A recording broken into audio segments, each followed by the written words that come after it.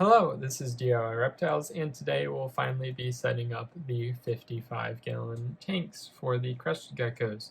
So I'm going to start off with properly setting up the plywood on top of the stand. The stand's about 18 inches wide, the plywood's 21 inches, so then it properly fits the 55 gallons on it in the vertical arrangement that I'll have going on. And I had to have my dad help me set them up or move them up because they were rather heavy and it was kind of in a weird spot. And then I arranged them how I wanted them, and I kind of got everything arranged so I could finally properly set them up with soil and everything, which is what I'll be doing in this video.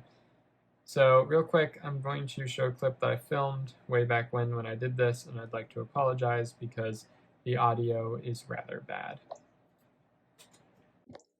Okay, these tanks are massive, and I believe the plan of action now is just to set them up one at a time, so I'll start with this one over here, and while I do that, I'm going to try to fix these doors a little bit with some super glue.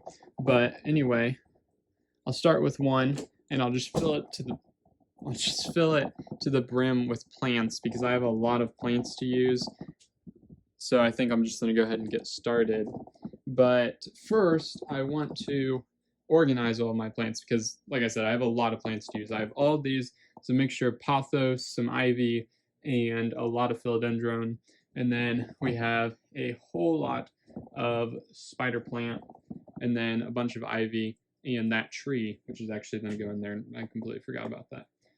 And then we have all of these plants. So I guess I'm going to start taking out these plants, and then I will put them in here to wash off some of the soil. And then I'm just going to start laying all the plants out on my bed because I don't know a better way to lay them all out properly. So I'm going to move this somewhere, maybe on my desk or something, but I'm going to get all the plants organized. So I actually took that tank down in maybe not the last video, but the video before that or something. In a previous video, I took all of the old gecko tanks down, which is where I got all these plants and everything, and that is what I'm using to set up these new 55-gallon tanks, as well as, like I said, the other plants that I pointed out that I'd gotten. Most of them I already had somehow or something. So I'm starting with this tank all the way to the left, and I wasn't really sure how to do it. So I just kind of went for it because planting the plants was a little bit weird because I wasn't sure how much dirt I wanted in and everything. And with any terrarium, you kind of just have to try plants out because I planted all of these tanks and I planted the same things throughout all of them, and there was definitely dieback throughout each tank, all three of them, but like none of the plants died completely. Like I noticed that I tried to put a lot of the spider plant on the bottom of the tank in the foreground, and those all died. But the ones up in the tank that were in the cups, those survived. And then the same's kind of true for the snake plants. For whatever reason, snake plants just don't do well in tropical tanks if they're down at the bottom, but they do if they're like planted up in the top. So like that one that I just planted there is actually doing really well, but the ones planted towards the bottom generally don't do so well. And then the pothos does well everywhere. I mean, a couple of leaves have died, but that just kind of happens. It's done very well. The same thing is true for the philodendron, the variegated philodendron that I also plant throughout these tanks. They've done very well. The corn plant, or the tree that I planted in this tank, has done very well. In fact, later on in another video way down the line, I will plant the other corn plant in this tank because it actually fits in really nicely and it works well with this tank, and it's much larger and it fills up the top of the tank because eventually the bromeliad dies in this tank, which really sucks because I love the bromeliad, but it just didn't make it. I think too much dirt and like gecko poop, like that amount of stuff just got into it, and that kind of rotted it out, unfortunately. And I don't really know how to like avoid that. So as you can see, like here I'm planting different things at the bottom, which is all right with this tank because it's getting light from the iguana cage, but it's kind of more dangerous with other tanks because these tanks are 4 feet tall, so the light has to go down, and these aren't like crazy lights. They're pretty much just shop lights. So basic easy plants work well, and the lighting might also have a factor with the spider plants dying, but I think it's just that the soil is really moist and wet, and then there's the isopods and the springtails, and then like the plant starts rotting a little bit, and then they just destroy it. So I think that's what happens as far as what happens with the snake plants and spider plants going down at the bottom of the tank.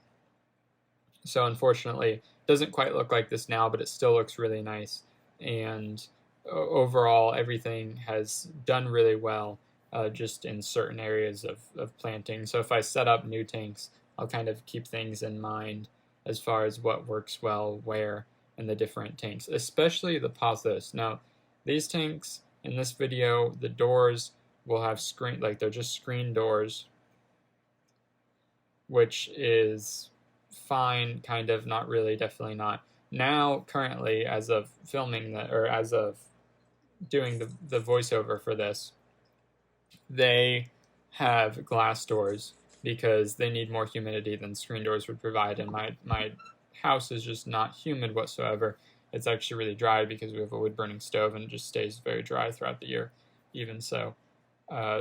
And the pothos has loved that and sent out tons of aerial roots, and it's just taken over the tops of like every tank. It's just going nuts, and I love it. It's fantastic. It provides such strong, good supports for the geckos to climb on, huge broad leaves for them to hide in, and then those awesome aerial roots that go all the way down the backgrounds, all like there's literally 3-foot roots hanging down the tanks, and it looks like jungle vines, and it's just absolutely amazing. I love it. So I could not recommend pothos enough, and it comes in so many different varieties. Like I have just normal like jade green pothos in these tanks, and then also a lot of variegated stuff and just a bunch of different stuff. Actually, most of it's variegated, and there's a bunch of other cool things like marble pothos and everything, but it's just a really cool vining plant that does really well, and it works really well. So here in this tank, we added in Linus and Teddy, and they have been the best pair ever. I didn't realize how lucky I got with these two until currently. I'm trying to figure out how to pair up Darwin, and it's just not going very well. And these two, like Teddy never has bruises. They're both super active. They both eat super well. They go all around the tank. They're both very active. And like if Linus chases her, they can like figure it out within the tank because the tank's large enough, and they just do fantastic together. I have tried to put Darwin in with them, and for some reason Teddy is rather mean to Darwin. Like specifically, I know that Teddy is mean to other females. I don't know why. So it's just that pair. They do really well together, and man, like I couldn't have gotten more lucky with these two. They produce really beautiful babies, and lots of babies have been born in these tanks at this point, and it's just really awesome. They're just a super cool pair, and I couldn't have gotten it any better. And currently I'm trying to figure out how to pair up Darwin. I have a male, but he's rather mean, and Darwin is just really chill, laid back, and this male is like crazy. I don't know why, but he's just nuts all the time. And he really really bruised her up, kind of. Like it's normal to find some, like when they're getting used to each other, find some, or even just from breeding, because the males bite the females or vice versa or whatever to breed. Like the males always bite the females, but sometimes the females bite back and such. So here's Darwin's tank, and I'm setting up here, and I'm getting Darwin in. But that's normal, but then it kind of got more severe. He kind of took off some of the skin on her toes, and that really worried me. So I decided that's just not going to work. I never saw them breed or like do anything or interact in any way, but she just had more and more kind of marks on her. And at this point, I took him out, and I just don't see him working out with anything. Unfortunately, he's a rescue, and I'm still trying to get him to eat properly. So once I get him to eat properly, I will probably end up trying to find him a home somehow, because he just isn't, like, I don't see me pairing him up very well. So anyway, here's this tank, and then I just have one more tank to do. As it turns out, I didn't film any part of the third one because it's not like I'm a YouTuber or anything that I need to show these things. So in the next video, I will start discussing working on the fronts of the tanks and that awful process that went on for months. And yeah, kind of a trial and error working on trying to figure those out. And then I have some other stuff. It looks like I'm building a morning gecko tank in the future, but I still don't have morning geckos. But I have the tank. It looks really nice. It's still going. It's a nice terrarium to hopefully get morning geckos in at some point. But that's going to be it for this video, so I hope that you enjoyed. If you did, like down below. If you have any comments or concerns, comments below. And if for more content, then subscribe.